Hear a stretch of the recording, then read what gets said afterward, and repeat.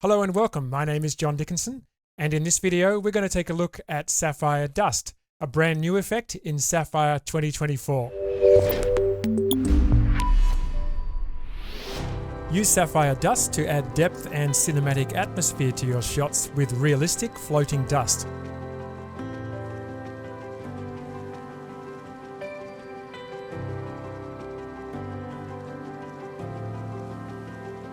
And Sapphire Dust is not just for dust, it's a versatile effect you can use to create all kinds of looks, including snow, realistic looking embers, or even an infestation of insects. You can also use Sapphire Dust as a faster alternative to Sapphire bokeh lights, to add motion graphic elements as a quick way to enhance a shot, or even as a quick rendering background for text and logos. And of course, the addition of Sapphire Dust to the Sapphire Effect family opens up new opportunities to create your own original effects and presets using Sapphire Effect Builder. So now that you have a good idea about what S-Dust can do, let's take a closer look at some of the examples. Now, this first shot really lends itself to S-Dust.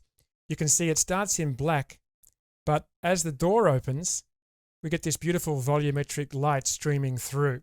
And when I saw this, I thought this is the perfect opportunity to use S-Dust. So I'm here in After Effects, and S-Dust works in other hosts that support Sapphire. Just going to apply that, and it just drops a default dust look over the top of the shot. So I'm going to start with a preset. It's always a good place to start, just by clicking on Load Preset. And there's a variety of presets to choose from. I'm going to choose this one here, Extra Slow Drift. Okay, so you can see that's given us a lot more dust, and it's also changed the field of view settings here, giving us a little bit of depth to that, and also the depth blur settings. We'll go in and make some adjustments in a moment. But the first thing I want to do to instantly fix this shot is to, from Matte from Layer, choose this layer as the matte. And instantly you can see now most of the dust has disappeared, and we're only seeing it in the brightest areas of the shot, which really works well. And that's because point masking under Use Matte 4 is set to brightness by default. So this is already looking great. See, when the door's closed, we don't see any dust. And as the door opens, the light reveals the dust, which is a really nice look. Beautiful. We can make some adjustments to that. Maybe change the size, just drop that down, and maybe make them a little bit brighter just by brightening up the color there and increasing the brightness itself. Very nice. Softness seems pretty good. We can come in and we can play with the depth blur. If I take that down to 0, then we don't get any blur. I'm going to make that about 2.5, and I can change the focus depth too. Now, S-Dust is actually a field of points within a box, and if I adjust the focus depth to 100, then that's going to focus on the points at the back of the box. If I change the focus depth to 0, then it focuses more on the points at the front of the box, and I can fine-tune that by adjusting the depth of field. But the great thing about dust is it's so ethereal that really you don't have to, agonize over the settings. You can just tweak, and when you get something that you feel looks right for the shot, then it probably is right. And to finish off this shot, what I'd probably do is just knock the number of points back. And I'd like a few more points in the foreground. You can see how this barrel here is slightly out of focus. So what we can do is just adjust the near plane fade. So the near plane is the plane in front of the box, and currently the fade is set to 76. So watch what happens when I decrease this amount. What will happen is we'll start to see more points at the front of the box. So I'll just bring that down to about there and bring the number right down, maybe 1000. Something like that. Very nice. So as you can see, just by applying S-Dust and choosing a preset and choosing that layer as the matte, then we get this really great look with just minimal adjustment. And point masking the brightness works particularly well with this shot. This is actually a camping shot. And for the dust, I've increased the scale turbulence quite dramatically, and I've dropped the scale drift right down. So the dust isn't really drifting, but it's moving around quite erratically, which kind of looks like flies. But obviously, it doesn't really look very realistic at the moment. It looks more like an attack of fireflies, doesn't it? What I want to do is have the dust be most visible in the bright areas. And once again, I can do that by choosing matte from layer and choosing the shot as the matte. And instantly you can see how that changes the shot, making that look a lot more realistic and also giving it a lot more depth. And here's another example of a shot that can be enhanced using Sapphire, particularly Sapphire dust. It's just a close-up of a watch, and really the only movement in the shot is just the second hand there. So definitely can use a bit of the old Sapphire treatment. And to do that, I've used Sapphire streaks just to add some volumetric lighting in here. I've also used Sapphire color fuse to give it a bit of a color grade. And to finish it off using S-dust.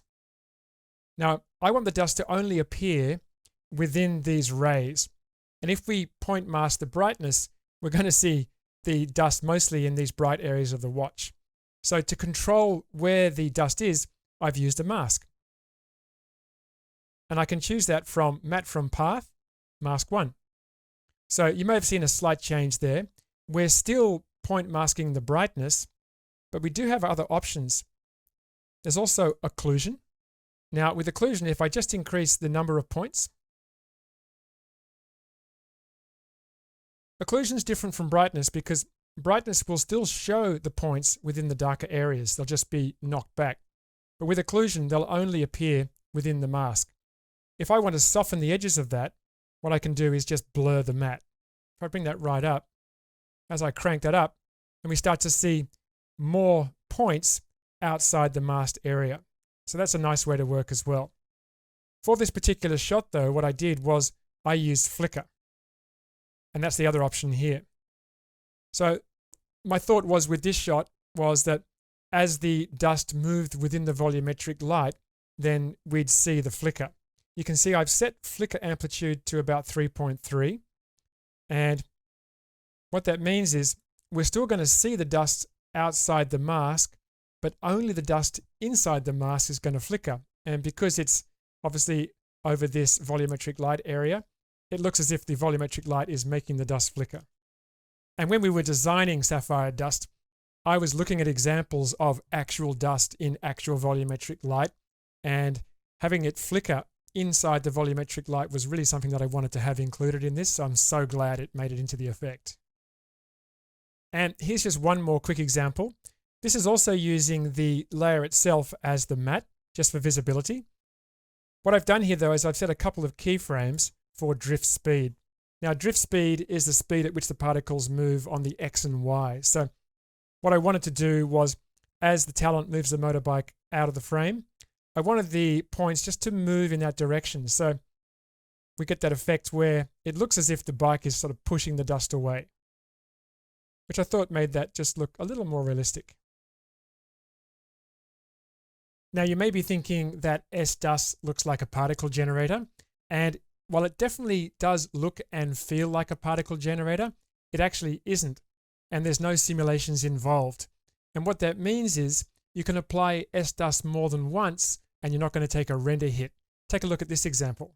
Here I've used 2 copies of Sapphire dust, one in the background and one in the foreground. I'm just going to turn the front one off first, and notice how the dust is not in front of this piece or this piece, it's behind it. And how did I do that? Well, of course, I've used Sapphire's built-in Mocha tracking. And if we just click on Edit Mocha, that will open up the built-in Mocha planar tracker. And you can see I've masked off this piece and also the foreground area here. One of the superpowers of Sapphire is the inbuilt Mocha tracking, using it all the time. And you can see under the Mocha settings, if I just click on Show Mocha Only, there's my mattes. Notice also that matte from layer and matte from path are both set to none. So you have options. You can choose a path, you can choose a layer, and you can do inbuilt Mocha tracking. So that's the background points or the background dust. Notice also that I have Z drift set to -130, and that's pushing the dust towards us. In this shot, the camera's zooming in slowly, so it looks a lot more realistic if the dust is moving towards us. Now, dust front is just sitting on top. It doesn't use any masking, and I've decreased the amount of points, but it's also got the same drift Z setting. So it just gives us a little bit of dust that appears in front of these pieces, but not quite as much as in the background. And you can see how lightning fast that is. Very nice. One of the ways that we can use sapphire dust more creatively is by borrowing the color from another layer. Let's take a look. Here I've got quite a heavy dust scene. You can see it's filling up the entire frame. And what I want to do is I want to use the Boris Effects Suite logo to not only mask the dust, but also to colorize the dust. So for matte from layer, I'm going to choose the logo. There we go. So now we're matting out that dust using a separate layer. Now, before we use the layer itself to matte the dust. And under point masking, instead of brightness, I'm going to choose occlusion. And you can actually see the difference quite dramatically there between occlusion and brightness. See how with brightness, it doesn't crop the points, but when we turn occlusion on, we are cropping those points. And just as a review, if I blur the matte, you can see how we can control that a little bit. Okay, we're going to leave that on occlusion. And for matte type, I'm going to change that from luma to color. And now that borrows the color from the matte layer. So you can see how you can get quite creative with that. Sapphire dust is also fantastic for creating quick bokeh lights looks. In this example, you can see it's pretty plain, not too bad, but with a bit of dust as bokeh, we can actually make this look a lot better. If I turn it on, I've actually used the warm bokeh preset here. Now obviously we need to mask it out, so I've already created a mask for this layer. So I'm going to choose matte from path, mask 1. There we go. And here it makes the most sense to use occlusion, and you can see I've blurred the matte. And by blurring the matte, it actually works quite well. It looks like the lights are behind these more feathered edges of this brush, which actually works really well without too much work. Probably make a few adjustments to this. Maybe vary the saturation a little bit. Just increase that. Just to put a little bit of variation in there. And what else could we do? Play with the field of view. Maybe make them a little smaller or a little larger. And maybe the near plane fade, just increasing that will just knock a few of those ones on the near plane back a little bit. Just like that.